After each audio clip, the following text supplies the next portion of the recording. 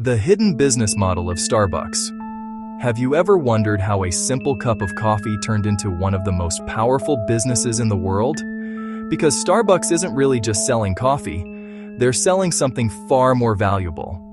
Comfort, routine, and a daily habit millions of people feel they can't live without.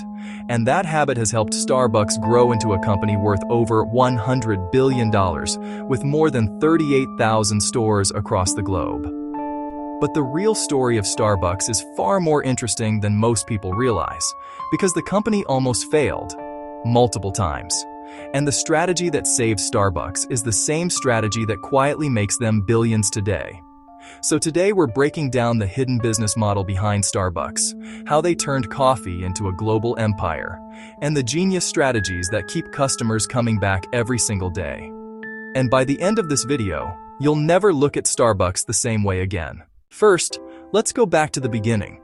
Starbucks was founded in 1971 in Seattle by three friends, Jerry Baldwin, Zev Siegel, and Gordon Bowker. But here's something most people don't know. The original Starbucks didn't even sell cups of coffee. They only sold coffee beans and equipment for people to make coffee at home. No lattes, no frappuccinos, no giant menu, just beans. And honestly, the business was doing okay. But it wasn't anything special. Then, in 1982, a young salesman named Howard Schultz joined the company. And during a trip to Italy, Schultz noticed something that would completely change Starbucks forever. In Italy, coffee wasn't just a drink, it was an experience. People would gather at espresso bars, talk with friends, relax, and enjoy the atmosphere. Coffee shops were a social hub. Schultz came back to Seattle with a vision. He wanted Starbucks to become a place where people didn't just buy coffee. He wanted it to become a place people belonged. But the founders didn't agree with him. They believed Starbucks should stay focused on selling beans. So Schultz left the company and started his own coffee chain, called Il Giornale. But a few years later, something interesting happened. The founders decided to sell Starbucks. And Schultz bought the company in 1987 for about $3.8 million. That moment changed the coffee industry forever. Schultz turned Starbucks into what he called the third place. Not home, not work, but a third place people could go to relax. Comfortable chairs, music, friendly baristas, a place to sit, talk, or work. And it worked incredibly well. Starbucks stores started spreading across the United States, then internationally, then everywhere. But here's the crazy part. Starbucks didn't become massive just because people liked their coffee. It became massive because of psychology. Starbucks mastered something called habit formation. When people buy Starbucks, they aren't just buying coffee, they're buying routine. Morning commute? Starbucks. Meeting a friend? Starbucks. Need to work on your laptop? Starbucks. Need a quick energy boost? Starbucks.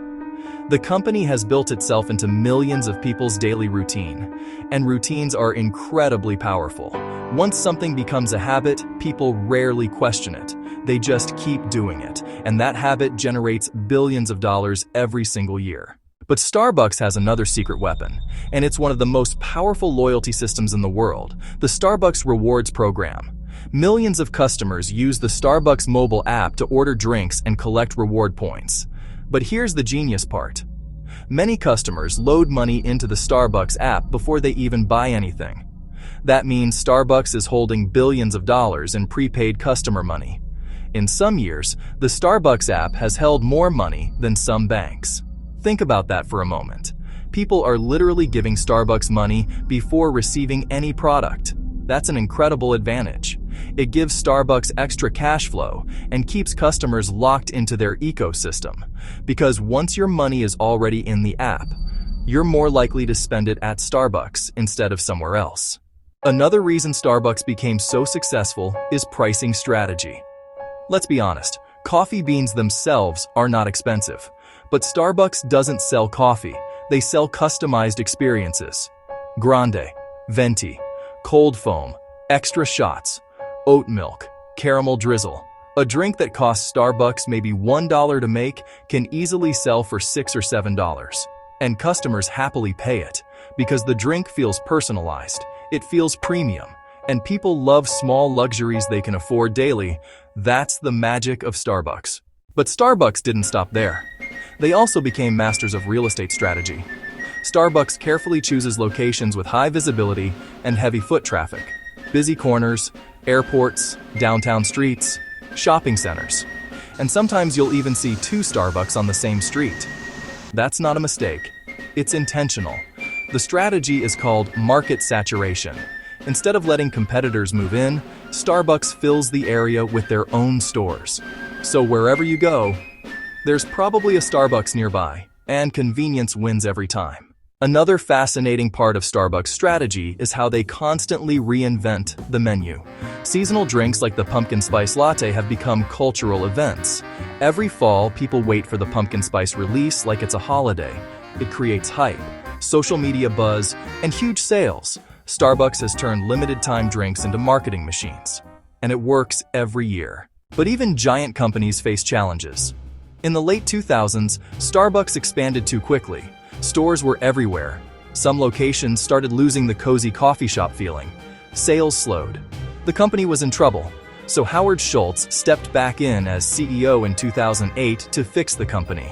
One of the first things he did shocked everyone. He closed over 7,000 Starbucks stores for a few hours to retrain employees on how to properly make espresso. Why? Because Schultz believed Starbucks had lost its focus on quality. That reset helped the company regain its identity, and Starbucks began growing again. Today, Starbucks continues expanding globally, especially in places like China, where coffee culture is rapidly growing. China has become one of Starbucks' biggest markets, and the company opens new stores there constantly.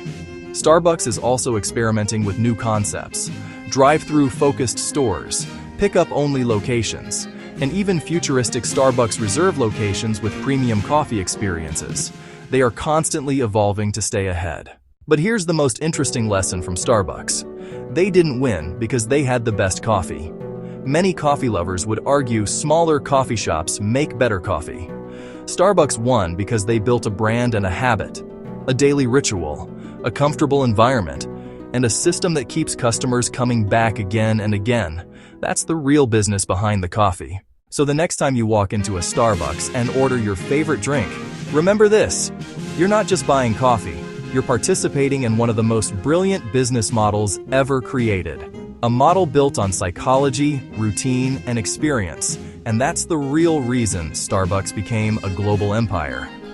If you enjoyed this breakdown of the hidden business behind Starbucks, make sure to like the video, subscribe to the channel, and comment below what company you want us to break down next. Because on this channel, we explore the hidden money behind the world's biggest companies. And trust me, some of these business models are far more surprising than you think.